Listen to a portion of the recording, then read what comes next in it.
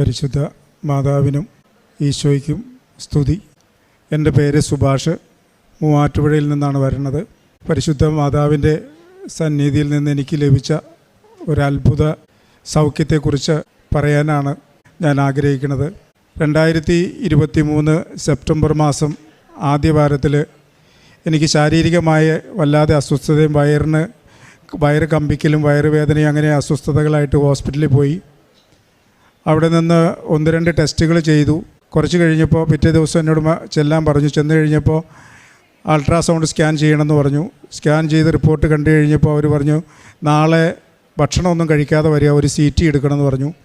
പിറ്റേ ദിവസം പോയിട്ട് CT എടുത്തു. CT എടുത്തപ്പോൾ എൻ്റെ കൂടെ ഉണ്ടായിരുന്നത് എൻ്റെ ഒരു സുഹൃത്തായിരുന്നു. അപ്പോൾ എന്നോട് പറഞ്ഞു ഇയാൾ കുറച്ച് നേരം വെളിയിലിരിക്കാൻ പറഞ്ഞു. ഞാൻ വെളിയിലേക്ക് ഇറങ്ങിപ്പോയി. ഒരു 5 മിനിറ്റ് കഴിഞ്ഞപ്പോൾ എൻ്റെ സുഹൃത്ത് പുറത്തേക്ക് ഇറങ്ങി വന്നു. അവൻ കരയുന്നുണ്ടായിരുന്നു.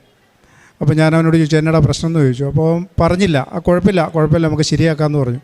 ഞാൻ പിടിച്ചിരുത്തിയിട്ട് പറഞ്ഞു എന്താണെങ്കിലും എന്നോട് പറഞ്ഞോളാൻ പറഞ്ഞു. അപ്പോൾ ക്യാൻസറിൻ്റെ ചെറിയൊരു ആരംഭം പോലെ ഉണ്ടെന്നാണ് പറഞ്ഞത്. ഒരു ഓങ്കോളജിസ്റ്റിനെ കാണണം ചേട്ടാന്ന് പറഞ്ഞു. അങ്ങനെ ഞങ്ങൾ അവിടുന്ന് മറ്റൊരു ഹോസ്പിറ്റലിലേക്ക് പോയി.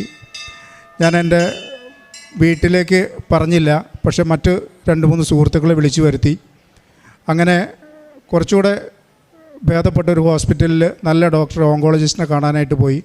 അവിടെ ചെന്ന് കയറിയിരുന്നപ്പോൾ തന്നെ അയാൾ ചോദിച്ചു ആരാണ് പേഷ്യൻ്റ് എന്ന് ചോദിച്ചു. അപ്പോൾ ഞാൻ പറഞ്ഞു ഞാനാണ്. അപ്പോൾ തുറന്ന് പറയുന്നതിൽ ബുദ്ധിമുട്ടുണ്ടോ എന്ന് ചോദിച്ചു. ഞാൻ പറഞ്ഞു പ്രയാസമൊന്നുമില്ല, പറഞ്ഞോളാൻ പറഞ്ഞു. അപ്പോൾ അദ്ദേഹം പറഞ്ഞു നിങ്ങൾക്ക് ലിവർ ക്യാൻസറാണ്. അപ്പോൾ ഞാൻ ചോദിച്ചു അത് കുഴപ്പമില്ല, നമുക്ക് എന്താണ് അതിനുള്ളൊരു പോംവഴി?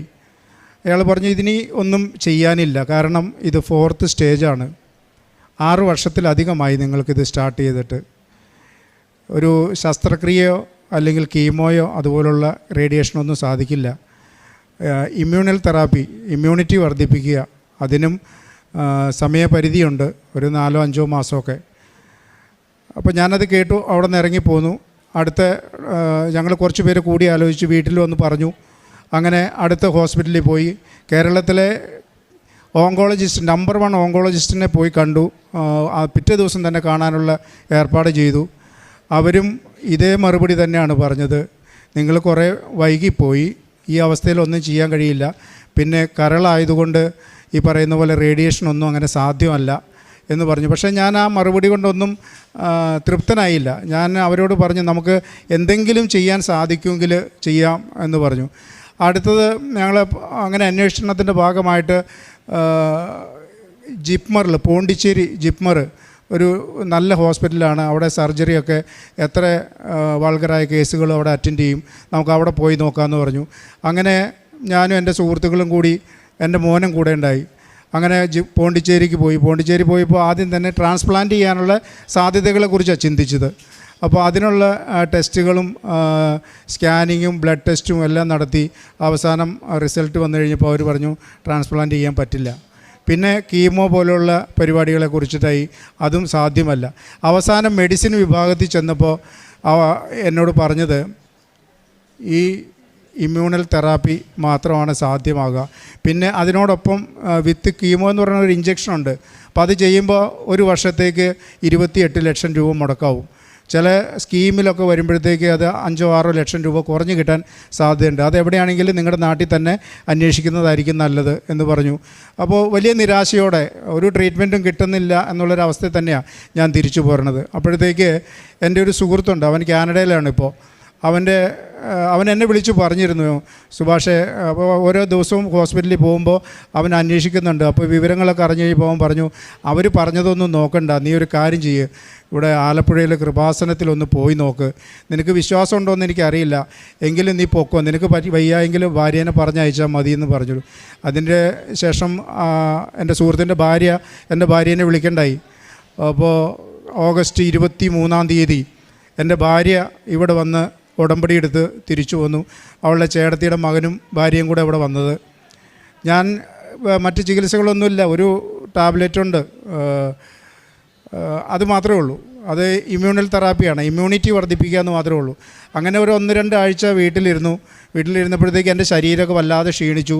മുഖമൊക്കെ ഒരു വയലറ്റ് കളറായി. എനിക്ക് എണീച്ച് നടക്കാൻ പറ്റില്ല, ഭക്ഷണം കഴിക്കാൻ പറ്റണില്ല, കിടന്നാൽ ഉറക്കം വരില്ല, കിടക്കാൻ പറ്റില്ല, വയറ് ചില സമയത്ത് വല്ലാതെ വേദന. ഒരു ദിവസം രാത്രിയിൽ കിടക്കാൻ നേരത്താന്ന് തോന്നുന്നു, ഭാര്യ എന്നോട് പെട്ടെന്ന് പറഞ്ഞു, നമുക്ക് നാളെ കൃപാസനത്തിലൊന്ന് പോയാലോ എന്ന് ചോദിച്ചു. അപ്പം എനിക്ക് വേറെ ഒന്നും ചെയ്യാനില്ല. ഞാൻ പറഞ്ഞു എന്ത് വേണമെങ്കിലും ആവാം, അങ്ങനെ ആയിക്കോട്ടെ എന്ന് പറഞ്ഞു. എൻ്റെ ഒരു ചങ്ങാതിയെ വിളിച്ചിട്ട് പറഞ്ഞു, എടാ നാളെ ഇങ്ങനെ ആലപ്പുഴയ്ക്കൊന്ന് പോകണം, രാവിലെ വണ്ടിയായിട്ട് വരാൻ പറഞ്ഞു. അവനൊരു 4 മണി ആയപ്പോഴത്തേക്ക് എൻ്റെ വീട്ടിൽ കാറും കൊണ്ട് വന്നു. ഞാനും ഭാര്യയും എൻ്റെ 2 മക്കളും അവനും കൂടെ അവിടെ നിന്ന് പോന്നു. കാറിലേക്ക് കയറുമ്പോഴത്തേക്ക് എനിക്ക് എണിച്ചിട്ടിങ്ങനെ നടക്കാൻ പറ്റണ്ടായില്ല. സീറ്റിലിരുന്നപ്പോൾ എനിക്ക് വല്ലാത്ത അസ്വസ്ഥത. ഒരു 1-2 കിലോമീറ്റർ അങ്ങ് നീങ്ങിയപ്പോഴത്തേക്ക് ശ്വാസം പോലും പോണില്ല. അപ്പോൾ ഞാൻ ചുമ്മാ തമാശയ്ക്ക് പറഞ്ഞു, ഇത് അവിടം വരെ എത്തണ ലക്ഷണം കാണുന്നില്ലടാ എന്ന് പറഞ്ഞു. എങ്ങനെയോ പിന്നെ ഞാനങ്ങ് ഉറങ്ങിപ്പോയി, മയങ്ങിപ്പോയി. അവിടെ നിന്ന് ഇങ്ങോട്ട് പോന്ന് ഈ വൈറ്റില കഴിഞ്ഞപ്പോൾ ഞാൻ പറഞ്ഞു, ഇവിടെ ഇങ്ങനെ ലെഫ്റ്റ് കയറിയാൽ മതി, NH കടന്ന് പിന്നെ സ്ട്രെയിറ്റ് പോകാൻ പറഞ്ഞു. കുറേ കഴിഞ്ഞപ്പോൾ എന്തോ വണ്ടിയിൽ നിന്നൊരു ഒച്ച കേട്ടു. ഞാനും പെട്ടെന്ന് ഞെട്ടിയാണെന്ന് എണിച്ചു. ഇപ്പോൾ ഇവളോട് ചോദിച്ചു, എന്താ കേട്ടെ? ഈശോ എന്നിൽ അനുഗ്രഹിക്കപ്പെട്ടിരിക്കുന്നു എന്ന് പറഞ്ഞു. അത് ഞാൻ കേട്ടില്ല, എൻ്റെ മോളും കേട്ടു. ഞാൻ കണ്ണു തുറന്നിട്ട് നോക്കുമ്പോൾ വഴി ശരിയല്ല, ഒരു ഇടുങ്ങിയ റോഡിൽ കൂടെ പോകണേ. അപ്പോൾ ഞാൻ അവനോട് വണ്ടി നിർത്താൻ പറഞ്ഞു. നീ ഇത് എങ്ങോട്ടാണ് പോകണമെന്ന് ചോദിച്ചു. അല്ല ചേട്ടാ, അവിടെ ഇങ്ങനെ കൃപാസനം എന്ന് എഴുതി വെച്ചേക്കണ കണ്ടു, അങ്ങനെ ഞാൻ തിരിഞ്ഞതാന്ന് പറഞ്ഞു. ഞാൻ പറഞ്ഞു അതല്ല, NH സൈഡിൽ തന്നെ വണ്ടി തിരിക്കാൻ പറഞ്ഞു. അവിടെ തിരിച്ച് പിന്നെ ഞാൻ വർത്തമാനം പറയാൻ തുടങ്ങി, എനിക്ക് കാണാനൊക്കെ പറ്റുന്നുണ്ട്. അങ്ങനെ വണ്ടി ഇവിടെ വന്ന് നിന്നു, ടോക്കണൊക്കെ എടുത്തു. ഞാനിവിടെ കയറി വന്നു. ഈ അൾത്താരയുടെ മുമ്പിൽ വന്ന് ഈ മുട്ടയിൽ നിന്ന് എനിക്ക് നിൽക്കാൻ പറ്റണില്ല. അപ്പോൾ ഒരു സിസ്റ്റർ എൻ്റെ കയ്യിലിരിക്കുന്ന ആ പച്ച കാർഡ് കണ്ടിട്ടാന്ന് തോന്നുന്നു, പിടിച്ച് അവിടെ സ്റ്റെപ്പിൻ്റെ അവിടെ കൊണ്ടുപോയിരുത്തി. അവിടെ ഇരുന്ന് അച്ഛൻ കുരിശുരൂപം എൻ്റെ തലയിൽ വെച്ച് പ്രാർത്ഥിച്ചു. ഒരു തൈലം കൊണ്ടുവന്ന് നെറ്റിയിൽ പുരട്ടി. സാരമില്ല, ധൈര്യമായിട്ട് ഇരുന്നോളാൻ പറഞ്ഞു. അങ്ങനെ ഞങ്ങൾ പോയി. ഇവിടുന്ന് ഇറങ്ങുമ്പോഴത്തേക്ക് എനിക്കെന്തോ എന്താ അറിയില്ല, ഭയങ്കര ഒരു ആത്മവിശ്വാസം, ഉണർവ് കിട്ടി. എനിക്ക് വിശപ്പൊന്നും ഇല്ലാത്ത ഞാൻ ആ കഞ്ഞിക്കട പോയിട്ട് ഞാൻ എൻ്റെ കൂട്ടുകാർ, ഇവരാരും ഇറങ്ങിയിട്ടില്ല, ഞാൻ എൻ്റെ കൂട്ടുകാരനോട് പറഞ്ഞു എനിക്ക് വിശക്കുക, കഞ്ഞി കുടിക്കണമെന്ന് പറഞ്ഞു. ആ കഞ്ഞിക്കട പോയി കഞ്ഞി വാങ്ങിച്ച് കുടിച്ചു അവിടെ ഇരുന്നു. കുറേ കഴിഞ്ഞപ്പോൾ ഭാര്യയും മക്കളും ഇറങ്ങി വന്നു. അവർ സഞ്ചിയിൽ എന്തൊക്കെയോ ഉണ്ട്, അവരെ കൂട്ടി ഞാൻ വീട്ടിലേക്ക് പോയി. പക്ഷേ പിറ്റേ ദിവസം മുതൽ എൻ്റെ ജീവിതത്തിന് ഒരു അടുക്കും ചിട്ടയും. രാവിലെ എണിക്കും ഞാൻ, വയ്യാതെ കിടക്കലൊന്നുമില്ല, 5:30 ആകുമ്പോഴത്തേക്ക് എണിക്കും. ഞങ്ങളെല്ലാവരും ഒരുമിച്ചിരുന്ന് പ്രാർത്ഥിക്കും.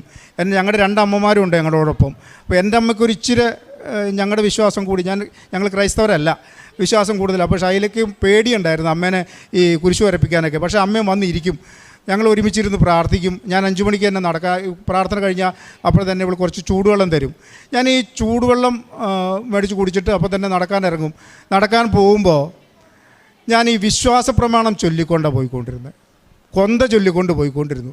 ആദ്യം 2 ദിവസം മോൻ എൻ്റെ കൂടെ നടക്കാൻ വന്നു. ഒരു 1.5 കിലോമീറ്റർ 2 കിലോമീറ്ററേ വന്നുള്ളൂ. അത് കഴിഞ്ഞിട്ട് തിരിച്ചു പോന്നു. പിന്നെ ഇപ്പോൾ ഞാൻ തന്നെ ഒരു 5 കിലോമീറ്ററോളം നടക്കും. ഇപ്പോൾ 5 കിലോമീറ്റർ നടന്ന് വീട്ടിൽ വരും. വീട്ടിൽ വന്നിട്ട് പിന്നെ ബ്രേക്ക്ഫാസ്റ്റൊക്കെ കഴിക്കൽ. ഈ അടുത്ത പ്രാവശ്യം 1 മാസം കഴിഞ്ഞപ്പോൾ ഞാൻ വന്നു. അപ്പോഴത്തേക്ക് പത്രം ഉണ്ടായിരുന്നു. എനിക്കങ്ങ് ദൂരമായിട്ടൊന്നും പോകാനുള്ള ബുദ്ധിമുട്ട് കാരണം മോൻ പോയിട്ട് പത്രം കൊടുക്കും. അവൻ കൊടുക്കുമ്പോൾ പ്രത്യേകം അവൻ പറയും, ഈ അച്ഛൻ പറഞ്ഞേക്കണേ എവിടെയെങ്കിലും കൊണ്ട് ചുമ്മാ ഇട്ടിട്ട് പോരായിരുന്നാണ് പറഞ്ഞേക്കണേ. അവൻ പറഞ്ഞത് എൻ്റെ അച്ഛന് സുഖമില്ല, ലിവർ ക്യാൻസറാണ്, അതിൻ്റെ ചികിത്സയുടെ ഭാഗമായിട്ടാണ് ചേട്ടാ ഈ പത്രം വിതരണം ചെയ്യണത്. പല മുതിർന്ന ആളുകളും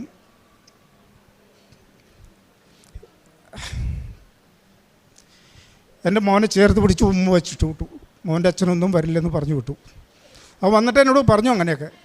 എന്തോ എനിക്ക് വല്ലാതെ ആത്മവിശ്വാസം വർദ്ധിച്ചു. വേറെ ഒരു ചികിത്സയില്ല.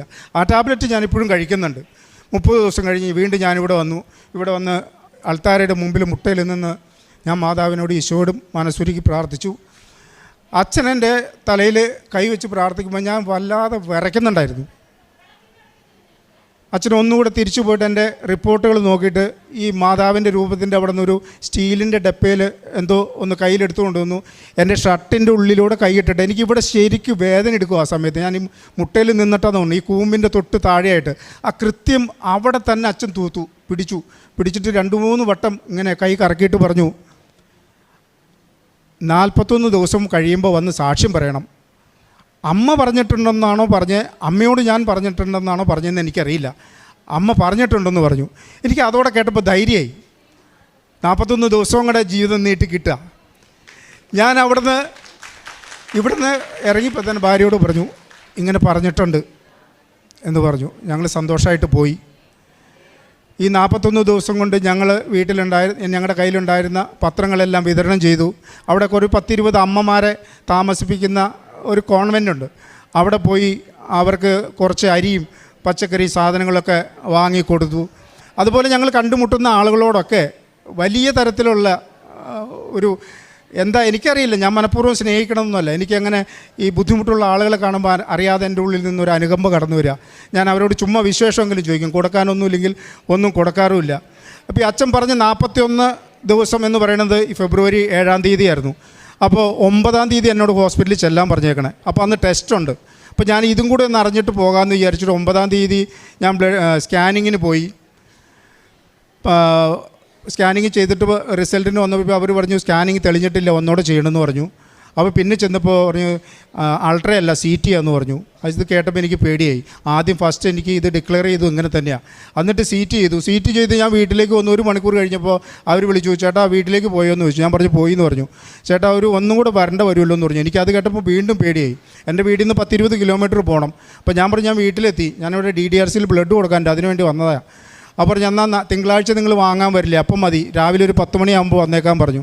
രാവിലെ 10 മണിയായപ്പോൾ ഞാൻ ചെന്നപ്പോൾ തന്നെ സുഭാഷ് അല്ലെന്ന് വെച്ചു. അതേന്ന് പറഞ്ഞു. എന്നാൽ കയറി വരാൻ പറഞ്ഞാൽ അവർ ഒന്നുകൂടെ ശരിക്കും ഇവിടെ ഞെക്കി പീച്ചി ഈ സാധനം ഇട്ട് ഉരുട്ടി ടെസ്റ്റ് ചെയ്തു. കുറച്ച് കഴിഞ്ഞപ്പോൾ റിസൾട്ട് കഴിഞ്ഞു. പേടിക്കാനൊന്നുമില്ല കേട്ടോ എന്ന് പറഞ്ഞു. ഡോക്ടറെ അടുത്ത് കൊണ്ടു ചെന്നപ്പോൾ അവർ അത്ഭുതപ്പെട്ടു പോയി. എൻ്റെ ലിവറിൽ 8.6 mm വലിപ്പമുള്ള ഒരു മുഴയും 6.5 mm വലിപ്പമുള്ള ഒരു മുഴയും 2 മുഴകളുണ്ടായിരുന്നു. ഈ 41-ാമത്തെ ദിവസം കഴിഞ്ഞിട്ട് ഞാൻ സ്കാൻ ചെയ്യുമ്പോൾ ഒരു മുഴ അവിടെ ഇല്ല.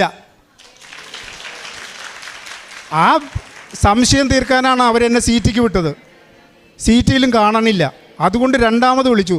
ഉണ്ടായിരുന്ന ഒരു സാധനം ഇല്ലെന്ന് പറയാൻ അവർക്ക് മടി, കാരണം തെറ്റായി പോയെങ്കിലോ എന്ന് വിചാരിച്ചിട്ട്. വീണ്ടും തിങ്കളാഴ്ച രാവിലെ ഞാൻ ചെന്നപ്പോൾ ഒന്നോടെ പരിശോധിച്ച് പറഞ്ഞു, ചേട്ടാ ഇങ്ങനെ ഒരു 6.5 mm വലിപ്പമുള്ളൊരു മുഴ കാണിക്കുന്നുണ്ട്, അത് സ്കാനിങ്ങിൽ കിട്ടുന്നില്ല, അതൊന്ന് ക്ലിയർ ചെയ്യാൻ വേണ്ടി ചേട്ടനോട് വീണ്ടും വരാൻ പറഞ്ഞത്. അതില്ല എന്ന് ഞങ്ങൾ ഉറപ്പിച്ചു.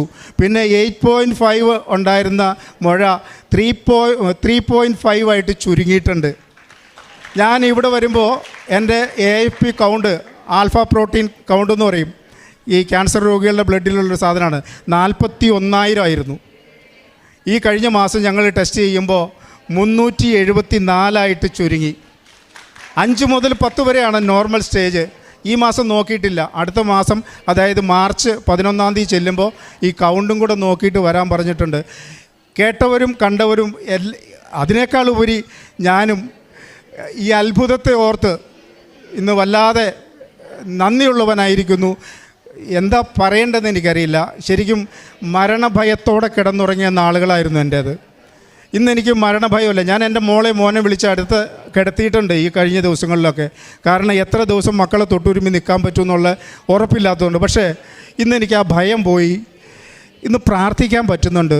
ആ പ്രാർത്ഥനയിൽ എനിക്ക് വലിയ ശക്തി കിട്ടുന്നുണ്ട്, ധൈര്യം കിട്ടുന്നുണ്ട്. എൻ്റെ മക്കൾ എന്നെ മോട്ടിവേറ്റ് ചെയ്യുന്ന രീതിയിലേക്ക് വളർന്നിട്ടുണ്ട്. ആ കൂട്ടായ പ്രാർത്ഥന, എൻ്റെ മോനും മോളും അമ്മമാരും ഷൈലും ഭാര്യയും ഒരുമിച്ചിരുന്ന് ഞങ്ങൾ പ്രാർത്ഥിക്കണം. ആ പ്രാർത്ഥിക്കുമ്പോൾ കിട്ടുന്ന ഒരു ആത്മവിശ്വാസം അത് വളരെ വലുതാണ്. ഞാൻ ആദ്യം വന്നപ്പോൾ എൻ്റെ വീടിൻ്റെ അടുത്തുള്ളൊരു കുടുംബത്തെ ഞാൻ കൊണ്ടുവന്നു ഇവിടെ. അവർ ഉടമ്പടി എടുത്ത് തിരിച്ചു പോയി. അവന് 10 വയസ്സ് മുതൽ, ഞാൻ അവരുടെ രഹസ്യങ്ങളൊന്നും പറയണില്ല, ഷുഗർ പേഷ്യൻ്റാണ്. കിഡ്നിയൊക്കെ പോയിട്ട് ക്രിയാറ്റിൻ്റെ അളവ് ഭയങ്കരമായിട്ട് കൂടുതലാണ്. ഈ കഴിഞ്ഞ ദിവസം ഞാൻ കണ്ടപ്പോൾ ചോദിച്ചു എങ്ങനെയുണ്ടെന്ന് വെച്ചു. 1.5 ആണ് അവൻ്റെ ക്രിയാറ്റിൻ. Same medicine. ഇന്ന് ഞാൻ വരുമ്പോഴും ഞാൻ ഈ നടക്കാൻ പോകുന്ന വഴിക്ക് ഇങ്ങനെ കാണുന്ന ആളുകളോട് പറയാറുണ്ട്. ഞാൻ ഈ നടക്കാൻ പോകുന്ന വഴിക്ക് ഉള്ള മറ്റൊരു ചങ്ങാതിയെ അവനെ കണ്ടപ്പോൾ ഞാൻ പറയടാ, ബുദ്ധിമുട്ടാണ്, രോഗത്തിന് ശമനമൊന്നുമില്ലെങ്കിൽ ഞാനിങ്ങനെ അടുത്ത ദിവസം കൃപാസനത്തിൽ പോകുന്നുണ്ട്, നീ പോരേന്ന് പറഞ്ഞു. അപ്പോൾ അവൻ്റെ ഭാര്യ എൻ്റെ കൂടെ അയച്ചിട്ടുണ്ട്. അവരിന്ന് ഉടമ്പടി എടുത്തിട്ടുണ്ട്. അങ്ങനെ എനിക്ക് പറയാൻ കഴിയുന്ന, എനിക്ക് ചെയ്യാൻ കഴിയുന്ന ആളുകളോട് വെറുതെ പറയല്ല. എന്നോട് ചോദിച്ചു ഇപ്പം എങ്ങനെയുണ്ട് മോനെ. അവർ വളരെ എന്താ പറയണേ, അനുകമ്പയോടുകൂടി ദയയോട് കൂടിയിട്ടൊക്കെ ചോദിക്കണേ ഇപ്പം എങ്ങനെയുണ്ട്. ഞാൻ വളരെ ഹാപ്പി ആയിട്ട് ഒരു കുഴപ്പമില്ല, സുഖമാണ്, സന്തോഷമായിട്ടിരിക്കണു. നിങ്ങൾക്ക് എന്തെങ്കിലും പ്രശ്നം ഉണ്ടെങ്കിൽ ഞാൻ ചെയ്ത ചികിത്സ ചെയ്യാം, എൻ്റെ കൂടെ പോരെ, ഞാൻ കൊണ്ടാം കൃപാസനത്തിൽ, എൻ്റെ ചിലവിൽ, എൻ്റെ വണ്ടിയിൽ. ഇന്ന് ഞാൻ അങ്ങനെ തന്നെയാണ് ഇവിടെ എത്തിയിട്ടുള്ളത്. ഇന്ന് ഞാൻ മൂവാറ്റുപുഴയിൽ നിന്ന് തന്നെ വണ്ടി ഓടിച്ചിട്ട് ഇവിടം വരെ വന്നത്. തിരിച്ചു പോവാം. മോൻ ചോദിച്ചു അച്ഛാ ഞാൻ വരണോ, അവന് ക്ലാസ് ഉണ്ട്, 2 പേര് ഡിഗ്രിക്കാണ് പഠിക്കണേ. എനിക്ക് നല്ല ധൈര്യമുണ്ട്. ഞാൻ പറഞ്ഞു എടാ കൃപാസനത്തിലേക്കല്ല പോയിട്ട് വരും, നീ കോളേജിൽ പോയിക്കോളാൻ പറഞ്ഞു. എന്തായാലും ഇവിടെ വന്നു പെടാൻ പറ്റും. എൻ്റെ ചങ്ങാതിയുടെ ഇടപെടൽ മൂലമാണ് കൃപാസനത്തെക്കുറിച്ച് എൻ്റെ ഭാര്യ അറിയതും അവൾക്ക് ഇങ്ങനെ ഒരു ധൈര്യം കിട്ടിയതും. മറ്റൊന്നും ചെയ്യാനില്ലാത്തതുകൊണ്ടായിരിക്കാം. ഞങ്ങൾ അതിനുശേഷം എല്ലാ ദിവസവും പ്രാർത്ഥന കേൾക്കും. വിശ്വാസ പ്രമാണവും പരിശുദ്ധ മറിയും നന്മ നിറഞ്ഞ മറിയൊക്കെ പരിശുദ്ധ കാണാപ്പാടായി ഞങ്ങൾക്ക് എല്ലാവർക്കും. ഇപ്പോൾ അച്ഛൻ്റെ വചനങ്ങൾ എല്ലാ ദിവസവും കേട്ടുകൊണ്ടിരിക്കും. സാധാരണ സുഖമില്ലാത്ത ആളുകളെ പാട്ട് പാടി ഉറക്കാമെന്ന് പറഞ്ഞാൽ ഷൈല എന്നെ വചനം പാടി ഉറക്കണേ, വചനം വെച്ച് തന്ന് ഇങ്ങനെ കേട്ട് കിടന്ന് ഉറങ്ങും. അപ്പോൾ ഇങ്ങനെ കേട്ടുകൊണ്ടിരിക്കുമ്പോൾ ഇപ്പോൾ അച്ഛൻ എന്താ 1 കൊറിന്ത്യസ് 10:12 തോന്നുന്നു, മനുഷ്യന് കണ്ട് സാധിക്കാത്തത് ഈശ്വരനെ കണ്ട് സാധിക്കും. എൻ്റെ ജീവിതത്തിൽ ഇതിനു മുമ്പുള്ള കാര്യങ്ങളെക്കുറിച്ച് പരിശോധിച്ച് നോക്കുമ്പോഴൊക്കെ എല്ലാവരും കൈവടിഞ്ഞ സമയത്താണ് ഞങ്ങൾ ജീവിതത്തിലേക്ക് തിരിച്ചു വന്നിട്ടുള്ളത്. ഇത് ഞാൻ ഇനിയും ജീവിക്കുകയാണെങ്കിൽ ഇതെൻ്റെ 3ാമത്തെ ജന്മമാണ്. അതുപോലെ ഒരു 12 വർഷം മുമ്പ് കള്ളു കുടിച്ച് ഞാൻ മരിച്ചുപോയ ആളാണ്. അന്ന് എൻ്റെ ഭാര്യ ഇതുപോലെ പ്രാർത്ഥനയെ മുട്ടിപ്പായി പ്രാർത്ഥിച്ച് വൈദ്യശാസ്ത്രം പറഞ്ഞു ഒന്നും ചെയ്യാനില്ല, നിങ്ങൾ വീട്ടിലേക്ക് കൊണ്ടുപോയിക്കോളാൻ പറഞ്ഞ് ആംബുലൻസിൽ കയറ്റിവിട്ട ഡെഡ് ബോഡിയാണ് ഞാൻ. അവിടെ നിന്ന് ജനിച്ച് ജീവിച്ച് ജീവിതത്തിലേക്ക് തിരിച്ചു വന്നതാണ്. അന്ന് തൊടുപുഴയിലുള്ള പ്രത്യാശ എന്ന് പറഞ്ഞ ഒരു സ്ഥാപനത്തിൽ പോയിട്ട് ചികിത്സ എടുത്താൽ അവിടെയും ഒരു അൾത്താരയുണ്ട്, ഒരു ഗിരോട്ടോയുണ്ട് മാതാവിൻ്റെ. അവിടെ മുട്ടിപ്പായി പ്രാർത്ഥിച്ചിട്ടാണ്. പക്ഷേ എത്രത്തോളം ഞാനത് ഫോളോ ചെയ്തു എന്നുള്ള കാര്യത്തിന് എനിക്ക് സംശയമുണ്ട്. അതുകൊണ്ടായിരിക്കും ഞാൻ ഈ പ്രത്യാശ ഭവനിലെ ഡയറക്ടറെ വിളിച്ച് പറഞ്ഞു, ഇങ്ങനെ രോഗസൗഖ്യത്തെക്കുറിച്ച് പറഞ്ഞപ്പോൾ അദ്ദേഹം എന്നോട് പറഞ്ഞത്, നിന്നെ ദൈവം വീണ്ടും വിശുദ്ധീകരിക്കാൻ വേണ്ടിയിട്ടാണ് ഈ രോഗം നിനക്ക് തന്നത്. ഇത് രോഗമല്ല, നിന്നെ ശുദ്ധീകരിക്കലാണ്. നീ ധൈര്യമായിട്ടിരിക്കാൻ, നന്ദിയുള്ളവനായിട്ടിരിക്കാൻ പറഞ്ഞു. ഞാൻ ഇന്ന് ആ വഴികളെ അതിലൂടെ തന്നെ മുന്നോട്ട് പോകാനായിട്ട് ആഗ്രഹിക്കുന്നു. എല്ലാവരുടെയും ഞാൻ വേറൊരു കാര്യം, അത് ഒരിക്കലും ഞാൻ മറക്കില്ല, എന്നും പ്രാർത്ഥിക്കുന്ന ഒരു പ്രാർത്ഥനയാണ്. ഞാനിവിടെ ഈ സ്റ്റെപ്പിൽ മുട്ടുകുത്തുമ്പോൾ എൻ്റെ തൊട്ടടുത്തൊരു മോനുണ്ടായിരുന്നു. അവൻ എപ്പോഴും ചുമച്ചുകൊണ്ടിരിക്കുക, ബ്ലാഡറിൽ ശ്വാസകോശത്തിൽ അണുക്കളാണെന്ന് പറഞ്ഞ്. ഞാനിവിടുന്ന് എണിച്ചു കഴിഞ്ഞപ്പോൾ പിന്നെ എൻ്റെ പ്രാർത്ഥന മുഴുവൻ ആ മകന് വേണ്ടിയിട്ടായിരുന്നു. ഇന്നും ഞങ്ങൾ പ്രാർത്ഥിക്കുമ്പോൾ ആ മോനെ ഓർത്ത് പ്രാർത്ഥിക്കാറുണ്ട്, എന്നെ അമ്മ രക്ഷിച്ചതുപോലെ ആ മോനെയും രക്ഷിക്കണേ. അങ്ങനെ മറ്റുള്ളവർക്ക് വേണ്ടിയും പ്രാർത്ഥിക്കാനായിട്ടുള്ള ഒരു മനസ്സ് ഈശ്വരൻ ദൈവം എനിക്ക് തന്നിട്ടുണ്ട്. എല്ലാവർക്കും അതുപോലെ തന്നെ ഈ മാതാവിൻ്റെയും ദൈവത്തിൻ്റെയും കൃപ ധാരാളമായിട്ട് നമുക്കെല്ലാവർക്കും ലഭിക്കട്ടെ എന്ന് പ്രാർത്ഥിക്കുന്നു. അതോടൊപ്പം തന്നെ ഈ ഈശോയ്ക്കും പരിശുദ്ധ മാതാവിനും എൻ്റെ ജന്മം ഞാൻ ഇനി അങ്ങോട്ട് സമർപ്പിക്കാം. പരിശുദ്ധ അമ്മയുടെ മധ്യസ്ഥതയിൽ ലഭിച്ച വലിയൊരു സൗഖ്യത്തിൻ്റെ സാക്ഷ്യം വളരെ വ്യക്തമായിട്ട് ഇപ്പം നമ്മൾ കേൾക്കുവാനായിട്ട് ദൈവം ഇടവരുത്തി എന്നുള്ളതാണ് ഏറ്റവും പ്രധാനപ്പെട്ടത്.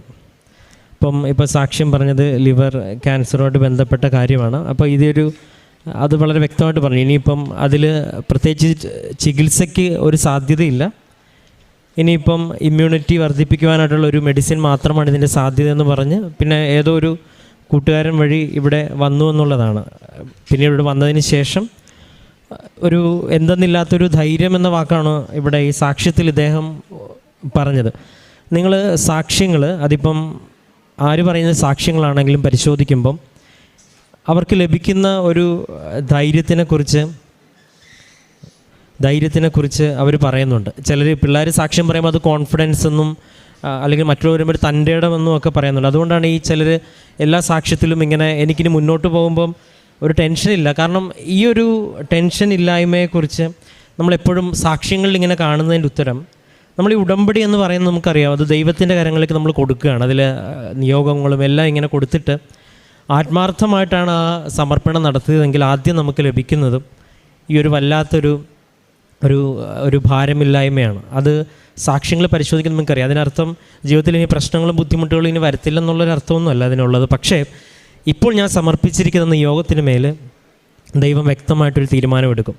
അതിനിതുപോലെ ബോധ്യപ്പെടുത്തുന്ന രീതിയിൽ, ഇതിപ്പം സൗഖ്യത്തിൻ്റെ കാര്യമാണെങ്കിൽ ഇതിനു മുമ്പ് പറഞ്ഞ കാര്യത്തിലുമൊക്കെ വ്യക്തമായിട്ട് ഇങ്ങോട്ട് വന്ന യാത്രയിൽ പോലും ഒരു ദൈവാനുഭവം ഉണ്ടായെന്നുള്ളത് പറയുന്നുണ്ട്. ഈശോ നിന്നെ അനുഗ്രഹിക്കുന്നെന്ന് ഒരു വചനം ലഭിച്ചതായിട്ടുമൊക്കെ പറയുന്നുണ്ട്. അവസാനം ഇവിടെ വന്നതിന് ശേഷം തിരികെ പോകുമ്പോൾ തൊട്ട് ഒരു എന്തെന്നില്ലാത്തൊരു, നിങ്ങൾക്കറിയാം, ഇവിടെ ഒരു മാനുഷിക യുക്തിയിൽ പരിശോധിക്കുമ്പോൾ സത്യം പറഞ്ഞാൽ ഇവിടെ തിക്കും തിരക്കും ബഹളവും ഒക്കെയാണ് എപ്പോഴും. പക്ഷേ ഇവിടെയുള്ള സാക്ഷ്യങ്ങൾ നിങ്ങൾ പരിശോധിക്കുമ്പോൾ ഇതിനിടയിലൂടെ ഒരു ജീവിക്കുന്ന ഒരു മാതാവിൻ്റെ സാന്നിധ്യം ഒരാൾ അനുഭവിക്കുന്നതായിട്ട് എത്ര പേരാണ് പറയണത്.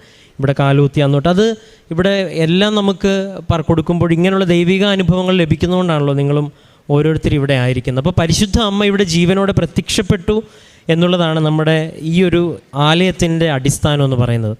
ഈ അടിസ്ഥാനത്തിൽ നിന്നാണ് നമ്മൾ ഈ സാക്ഷ്യങ്ങളെല്ലാം നമ്മൾ ശേഖരിക്കുന്നത്. അതുകൊണ്ടാണ് നിങ്ങളുടെ ദേവാലയത്തിലും മാതാവ് ഉണ്ട്, എല്ലായിടത്തും മാതാവ് ഉണ്ടെങ്കിലും ഇവിടുത്തെ മാതാവിൻ്റെ സ്ഥിരീകരണം നടക്കണമെങ്കിൽ ഇവിടെ അസാധാരണമായ കാര്യങ്ങൾ റിപ്പോർട്ട് ചെയ്യപ്പെടണം. ദൈവം അനുഗ്രഹിച്ച് നമുക്ക് ആവശ്യത്തിലേറെ, അതും മറ്റുള്ള പ്രത്യക്ഷയോട് ബന്ധപ്പെട്ട് ക്രിസ്ത്യൻസിൽ നിന്നല്ല എല്ലാ മതത്തിൽ നിന്നുള്ളവരും വ്യക്തമായിട്ട് ഇങ്ങനെ തെളിവുകൾ ഉൾപ്പെടെ കൊണ്ടുവന്നാണ് നമുക്കിവിടെ സാക്ഷ്യം പറയുന്നതും. അതിൽ മെഡിക്കൽ ഫീൽഡിലുള്ളവരും പ്രൊഫഷണൽ ഫീൽഡിലുള്ളവരും എല്ലാം നമുക്ക് സാക്ഷ്യം പറയുന്നവരുണ്ട്. അപ്പം ഇത്രയും വ്യക്തമായിട്ട് ദൈവത്തെ ഒരു അനുഭവം ഒരാളുടെ ജീവിതത്തിലേക്ക് കൊണ്ടുവരാനായിട്ട് എങ്ങനെ സാധിച്ചു എന്നുള്ള ചോദ്യത്തിന് ഇവർ ഉത്തരം പറയുന്നുണ്ട്. അത് നിങ്ങൾ ശ്രദ്ധിച്ചോണം. അവസാനം ഇവർ മക്കൾ ഉൾപ്പെടെ പ്രാർത്ഥന മുടക്കിയിട്ടില്ലെന്നുള്ളത് വളരെ വ്യക്തമായിട്ട് പറയുന്നുണ്ട്.